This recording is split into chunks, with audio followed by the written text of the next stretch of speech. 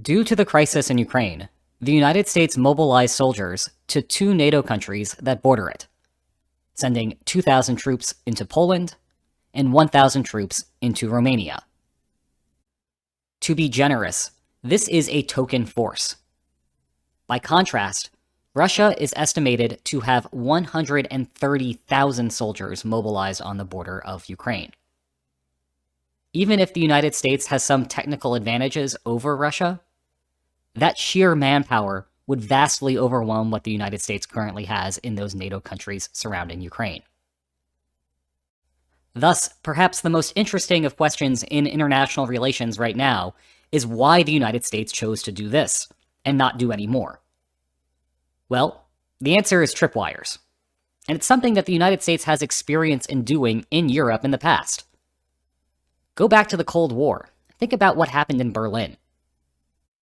The US also had what was effectively a token deployment there, in a city that was literally surrounded by the Soviet bloc. In the event of a Soviet invasion of West Berlin, they had one job, and that was to basically be the first casualties of a larger war. The fact of the matter is, they would have been overwhelmed numerically and flanked. But the point of the soldiers stationed there wasn't to win a battle. It was actually to deter war more generally. Had the Soviet Union invaded, American soldiers would have died, and at the level that not having some sort of response would have been politically impossible within the United States. Thus, the invasion of West Berlin could have led to a higher order escalation, perhaps even resulting in the exchange of nuclear weapons. Internalizing that, the Soviet Union would not want to invade, and the Western Bloc would get to keep West Berlin. It's basically the same story today, with a new cast of characters. If Russia invades Ukraine, and uses it as a stepping stone to push further west, those US soldiers in Poland and Romania don't stand a chance, and will almost certainly be killed. For them, it's not a great outcome. But leaving them there to die is basically the point. Their deaths would cause an uproar in the United States, and force policymakers to mobilize a much larger contingent of US soldiers, to then counterbalance Russia properly.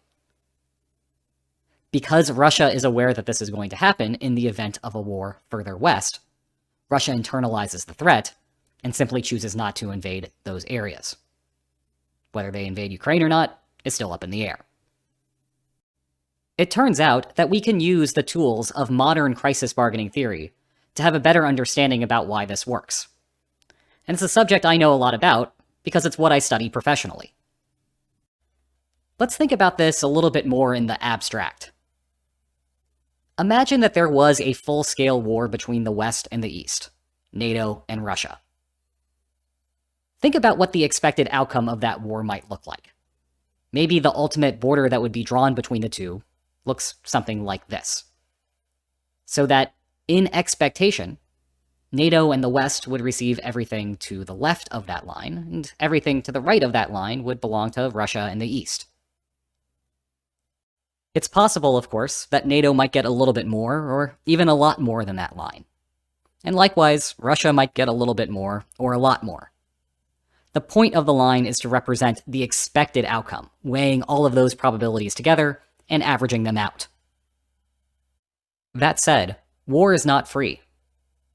People will die, buildings will be destroyed, and some of the land might become entirely worthless. We can visually represent Russia's cost for war by drawing this red line here. The value of the territory that is between the white line and the red line represents how much in costs Russia would expect to pay by fighting a war. It is a little weird to think about soldiers and civilians' deaths in terms of square miles of territory, but it is something that policymakers think about, so it's not ridiculous to be implementing it here. We can do the same thing for NATO, this time drawing the line to the left of the white expected value for war. Everything between the blue and the white line are the costs that NATO expects to pay in the event of a conflict. What's interesting here is that everything between the blue and the red line is a settlement that is mutually preferable to a war. One of the most important findings in international relations is that there should always be that kind of space between those two lines, and thus there should always be settlements that are mutually preferable to war, and thus war itself is a bit of a puzzle. Rather than thinking about pipe dreams of their best possible outcomes, each of these actors should instead be focusing on how to draw the border between those two lines. For example, it wouldn't make sense for Russia to make a proposal further to the left of the blue line, like this one, as its final offer. That's because the West would see the blue line as what they would expect to get by fighting, and that's more than what they would be getting by the proposal that Russia has just placed on the table. As such, they'll fight a war. Thus, perhaps counterintuitively, making this proposal is a bad idea for Russia. It induces NATO to fight, and if NATO fights, then Russia, in expectation, after factoring in those costs for war, gets everything to the right of the red line. Similarly, it wouldn't make sense for NATO to propose this line as its final offer. That's because if Russia were to fight, it would receive everything to the right of the red line, which is more than the proposal that's on the table. And again, perhaps counterintuitively, that's actually bad for NATO. If Russia is induced to fight, then NATO's expected value for war is everything to the left of the blue line. And that's not very good. As a result, what they really should be spending their time negotiating over are the set of divisions that are between the blue line and the red line. The problem here is that there are a lot of them, and the distributional consequences are important. What one likes within that range of settlements is something that the other one doesn't like.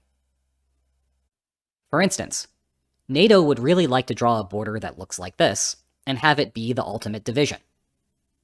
That's because it is giving Russia almost what Russia expects to receive by fighting a war, and thus leaves the vast majority of the surplus created by instituting a peaceful settlement to NATO. Russia, of course, doesn't really like that. It would instead like to have a settlement that looks closer to something like this, which is putting that border very close to the blue line, and thereby giving a small sliver of surplus to NATO, and allowing Russia to capture a lot of the benefits of peace. Consequently, the sides have diametrically opposed preferences on the set of settlements that appear between those two lines. As a result, a lot of the geopolitical jockeying that you observe is geared toward figuring out ways to capture more of that surplus and deny that surplus to the other side. That's where those recent troop mobilizations come into play. Imagine that Russia got aggressive and used its military forces to redraw the border like this, attempting to alter the status quo favorably in Russia's direction. Well, to do that, they're going to have to overrun those US soldiers. It's basically impossible to do that otherwise. But those US casualties will trigger a broader conflict, and therefore Russia will not actually receive everything to the right of the black line. Instead, after factoring in the costs of war, Russia will only get everything to the right of the red line. In turn, those token forces in Poland and Romania might just force Russia to accept a status quo that is relatively favorable to NATO, given that they don't have better alternatives to change it. That's the theory anyway. We'll see how it plays out in action. I hope you enjoyed this video, and if you did, please like, share, and subscribe, and I'll see you next time. Take care.